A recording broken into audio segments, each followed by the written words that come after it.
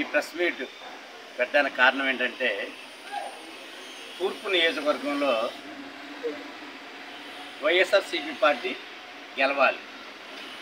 మరి గెలవాలి అంటే కొన్ని ప్రామాణికాలు తీసుకోవాల్సిన అవసరం ఉంది.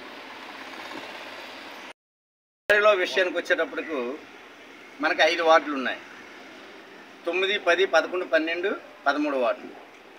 మరి 9, 10, 11, 12, 13 వార్డుల్లో ఎవరు గెలిచినా ఏ పార్టీ వచ్చినా ఈ యొక్క ఏరియా అనేది ఎప్పుడు వెనకబాటుతనంగానే ఉంది.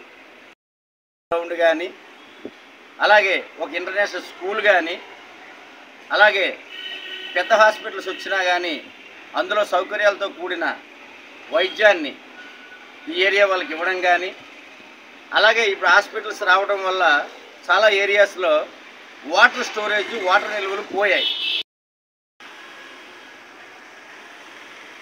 గత మూడు సార్లుగా మరి వెలగపూడి రామకృష్ణ బాబు గారు ఎమ్మెల్యేగా ఇక్కడ గెలవడం జరిగింది.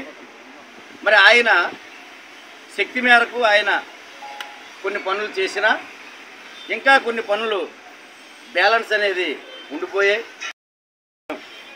ఎంపీగా ఎన్నో సేవలు అందించాను.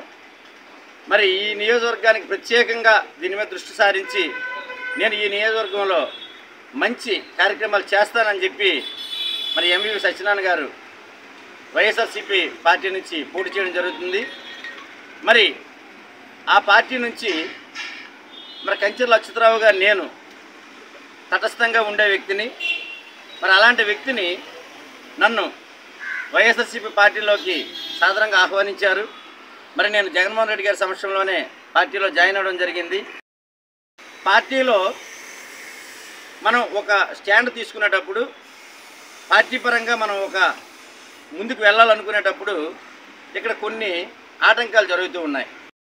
పార్టీలో సీనియర్ మోస్ట్ పర్సన్స్ ఉన్నారు, అలాగే కార్పొరేటర్స్ ఉన్నారు, అలాగే స్వచ్ఛందంగా ఈ పార్టీకి సపోర్ట్ చేసే వ్యక్తులు చాలామంది ఉన్నారు.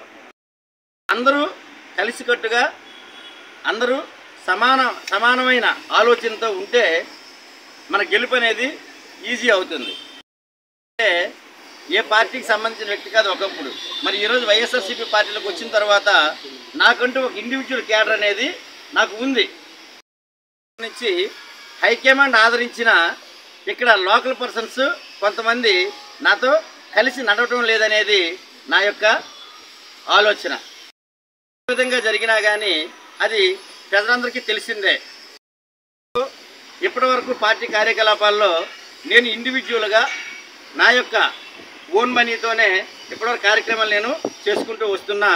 పార్టీ రూపాయి నేను ఎక్కడ కూడా ఖర్చు పెట్టే పరిస్థితి లేదు. ఉందని అనుకున్నా ఇంకా బాగుంటే మన విజయావకాశాలు మెరుగుపడతాయని నా యొక్క ఆలోచన. ఎన్నో విధాలుగా వాళ్ళకి సపోర్టివ్గా నేను కార్యక్రమాలు చేసుకుంటూ వెళ్తూనే ఉన్నా. ఆ యొక్క వింగ్ ఉంది, సెపరేట్ వింగ్ అది. మరి అలాంటి పరిస్థితులు వాళ్ళందరినీ నేను కూడా సమాధానం చెప్పుకోవాల్సిన పరిస్థితి ఏర్పడుతుంది. నాకు ఇన్ఫర్మేషన్ అనేది లేటుగా రావడం జరుగుతుంది. సపోజ్ ఈరోజు నామినేషన్ అనేది ఈరోజు వేశారని రాత్రి 6:30 వరకు నాకు తెలియదు. 6:30 గంటలకు నాకు తెలిసినప్పుడు ఏమవుతుందంటే నేను ప్రెస్ మీట్ నిన్న 12:30కే నేను ఆల్రెడీ కాల్ఫర్ చేసుకోవడం జరిగింది.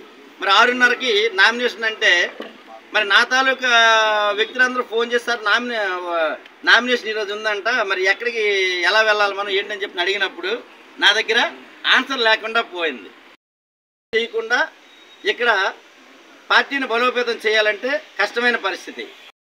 కలవాలంటే ఇప్పుడున్న ఏం చేస్తున్నామో ఇది నేను ఎవరికి వ్యతిరేకంగా మాట్లాడటం లేదు, ఎవరికి వ్యతిరేకం కాదు. పార్టీ బలోపేతం అవ్వాలి, పార్టీ అందరిని కలుపుకుంటూ వెళ్ళాలనేదే నా యొక్క ఆకాంక్ష. డైరెక్ట్ 100% 5 వార్డులు, ఇండైరెక్ట్గా మిగతా ఇంకొక 6 వార్డుల వరకు నా యొక్క యాక్టివిటీస్ అనేది నేను ఫుల్ ప్లేజ్డ్గా ఉపకార్ చారిటబుల్ ట్రస్ట్ ద్వారా నేను చేసుకోవడం జరుగుతుంది. మీరు ఎటు చెప్తే ఓటు వేస్తాం అనే పరిస్థితి వచ్చినప్పుడు వాళ్ళకి నేను 100-200% భరోసా ఇవ్వాలనేటప్పుడు నాకు తగిన ప్రాధాన్యత అనేది ఉండాలి, కావాలని ఒక ఆలోచనతో. అలాగే ఈ యొక్క ఆలోచన వచ్చిన వ్యక్తిని ఈరోజు ఏ మీటింగ్లో చెప్పినా ఎక్కడ చెప్పినా ప్రత్యర్థులు విమర్శిస్తున్నారు తప్ప మనం ఏం చేస్తామనేది ఈ నియోజకవర్గం గురించి ఎవరు చెప్పడం లేదు.